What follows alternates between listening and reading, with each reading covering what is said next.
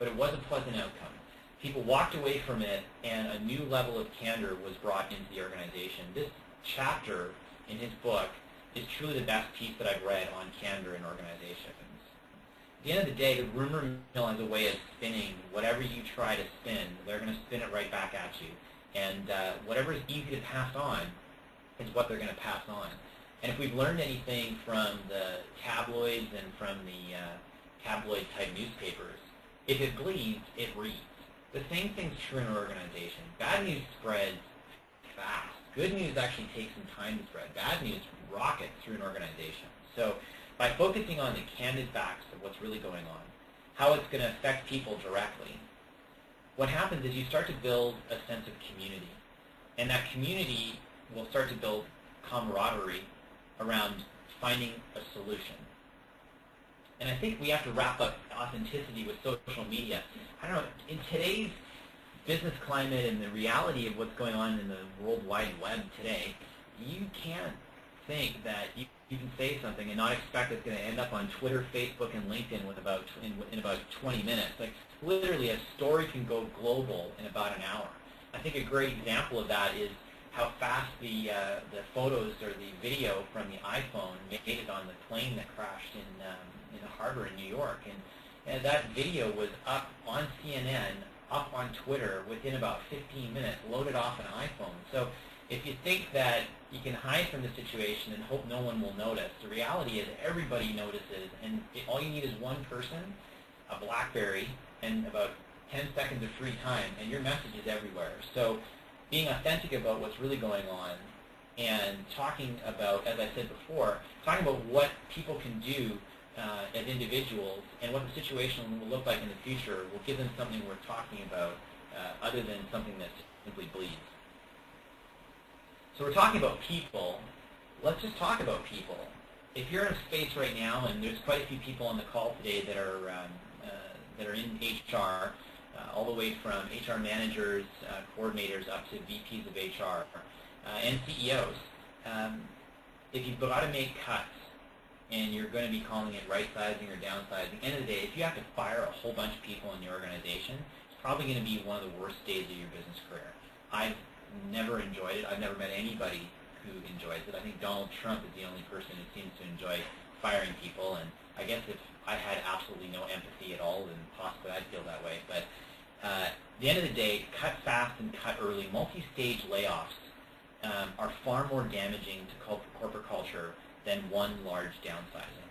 And I mean, it's like the death of 1,000 cuts, because if people know that there are potentially more cuts coming, it leaves people constantly wondering if their job is next, and they're constantly realigning their priorities each time there's a layoff. That net loss of time and energy that's being devoted into worrying could actually be devoted into helping you come up with the solutions and acting on the changes that need to be made in the organization. They're not engaging in productive things to have people contemplating every day whether or not they're actually going to have a job in the future. Now remember, there's going to be a hangover. Even if you make, whether you make small cuts or you make big cuts, there's going to be a hangover. Making adjustments, making these changes will lead to that hangover, and the adjustment period is when people are learning, well, this is what my new world is going to look like, and this is what I need to deal with. So one of the key things that leaders need to do during this time is act with empathy. Close colleagues are losing their jobs, close friends, and now they're saddled with their workload and fearful if they're next. So managing this using your emotional intelligence, specifically empathy, and the easiest way to do that I've seen is listen and reflect back what people are experiencing. So you're frustrated. Somebody says to me that I'm frustrated, I'm not sure about my job, I feel like I could lose my job. Two of my best buddies that I work with every day that are on my softball team, they're gone now too, and I'm worried about them and their families. And just reflecting that back to someone so that they know that you know what it's like for them, that alone will help to calm someone down and really help to move the discussion over to focusing on the future. These times can feel hard, and feel like when you're trying to act with empathy and talk with people, it can feel, you might feel that it's extremely time consuming, but trust me, it shortens the hangover and it helps get people focused again, and it's truly One of the areas of emotional intelligence that I've found is extremely important during any sort of turbulence within an organization. So number 10, let me leave you with a quick tip. If you've got a piece of paper in front of you, 8.5 by 11, grab a blank piece of paper, and at the top of the page, write start doing. In the middle of the page, write stop doing. And at the bottom of the page, write keep doing. When fear steps into an organization, it can cause people to start over-analyzing the situation. That fear leads to something called analysis paralysis. And one of the simple tools to getting people past this is basically doing what I just asked you to do. Take a page, cut it in third, put together a bullet list, and ask your direct reports, what should they start doing now, what should they stop doing, and what should they keep doing? So this is a really simple way to align what really matters to get more of what the results you want to get done now. So here's where my rant starts, and I don't have a slide with this because I was just going to write rant across the slide. Leaders need to stop blaming everything on the global economic situation. Not all of the risks you take as a CEO or a leader, even as calculated as they might seem at the time, they're not always going to pan out. So, you know what, own up to the mistakes the organization has made, that you've made as a leader, and move on. We're all human. We all make errors. The key thing is, you know what, we're sorry we made the error. Here's what we're going to do to correct it, and here's how you can help us to move forward. Because let's face it, you're going to make more mistakes later. So now's not the time to be trying to blame it on something that really were decisions that were made years ago, and the economy has just exacerbated some of those decisions. So what we'll do now is open up the questions.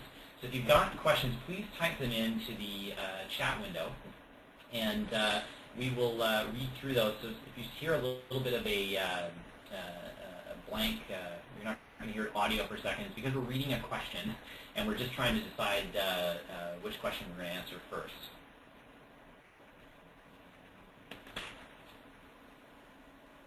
So Corey has got the first question that he's going to ask. So I'll let Corey read out the first one that you've got there. Awesome. Thanks, Mike. That was very informative, creative, and very inspiring. So thank you. We were thoroughly entertained in the room here.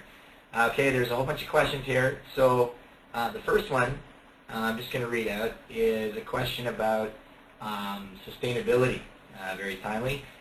What do you need to do to come out of the downturn being a more green-conscious brand or a more green-conscious leadership? Good question. So, restate that again. What do you need to do to be more green-conscious brand and leadership? Yeah, the question is trying to get at that exact thing. What do you need to do to come out of a downturn so you're a more green-conscious company and or your leadership or brand is more green? Interesting. Well, I would say right now, I actually have to drop back to see what point it was here.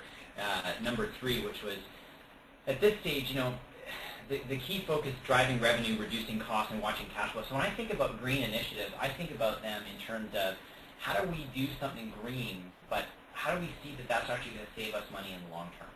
Because right now, trying to get any type of support internally for an initiative that is going to add costs onto the business ends up being quite difficult. So we need to look for ways that we can engage people in decisions around doing green things that are actually going to save us money. Things that, as I said before, that we look back on and we say, you know what, it's really, we're glad we made that decision a year ago, because look what it's done to the organization over the last 12 months. Great. Mike, here's a question, actually you talked about fear a little bit. This person wrote, fear, question mark. Lots of our staff are worried about more cuts. Does this make it a good time for us to be driving more change? We're not positive people are engaged. Yeah, the challenge is with, the difficulty with driving change is like, you are in change. If you've just made a number of cuts in your organization, you're in the midst of change as it is. So what's more important is actually managing and communicating through the change that you have right now. Of course people are going to be worried about their jobs, and that's why I say that it's critical to look to make the bigger cuts fast, make them fast, make them deep, and do them right away. And That way you're not having that, as I mentioned before, that sort of death of 1,000 cuts over time, where people are thinking, oh, well, what's going to happen next week? And all you need is one little water cooler discussion that gets flipped up onto the chat board in your company if you're using one of the online tools, and then it gets retweeted, and it's on Facebook, and it's better to get all that out of the way. Be really clear about what the intentions are. If you plan on making a second round of cuts, then announce it.